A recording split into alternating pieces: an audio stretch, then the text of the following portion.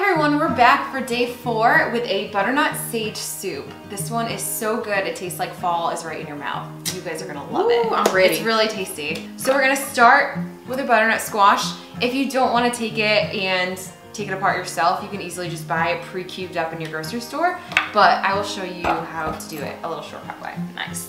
So first you're gonna wanna peel it. Just a vegetable peeler works just fine. Just zipping away. Sipping away. You're gonna need about 4 cups of this butternut squash.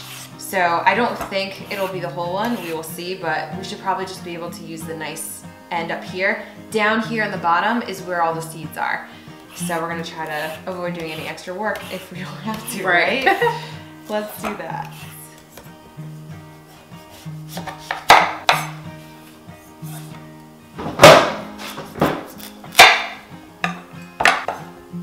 So there's really no, there's no one way to do this. You can do it any way you would like.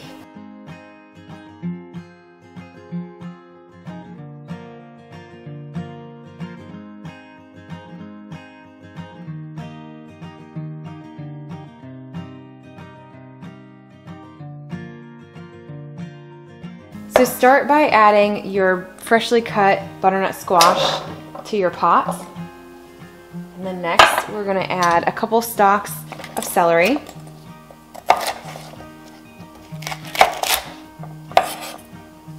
Your chopping doesn't need to be perfect because we're just gonna puree.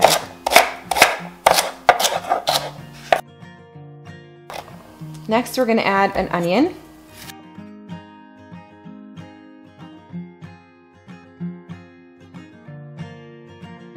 Next, we'll add some fresh sage. I just cut this from my garden, so make sure you take any stems off that you see, any of the big woody ones. And you'll just want to give these a rough chop as well. Sea salt. Sprinkle in some sea salt. A bay leaf for good flavor. If you like things spicy, we like things spicy, so we're going to add some cayenne pepper for a kick. Canned pumpkin, just put the whole can right in there. Coconut milk. And then some chicken stock. You can use vegetable if you'd like as well.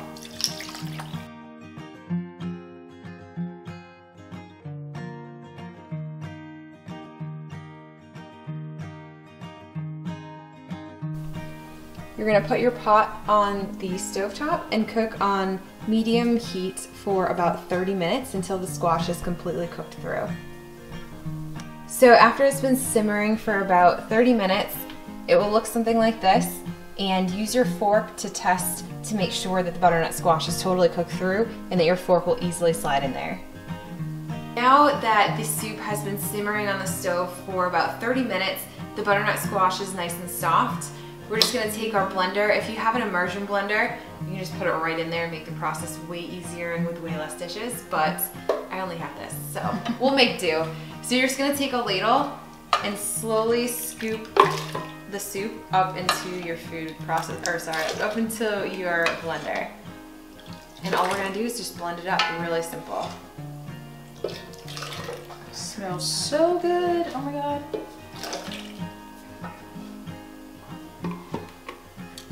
Alright, so get the soup on your blender and blend it up until it's nice and smooth.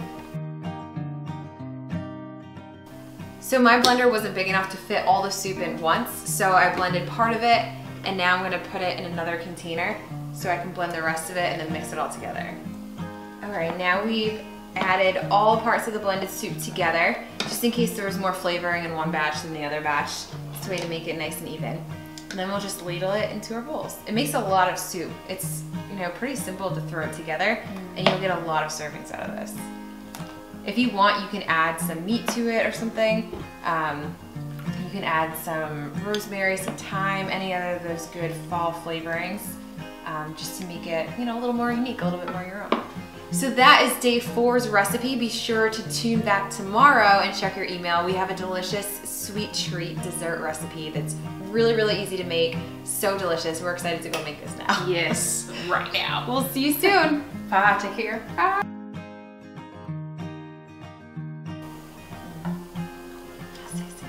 I like Hugsy from the inside out. I like this. This is really good. With a piece of like a baguette or bread or something. That's really good.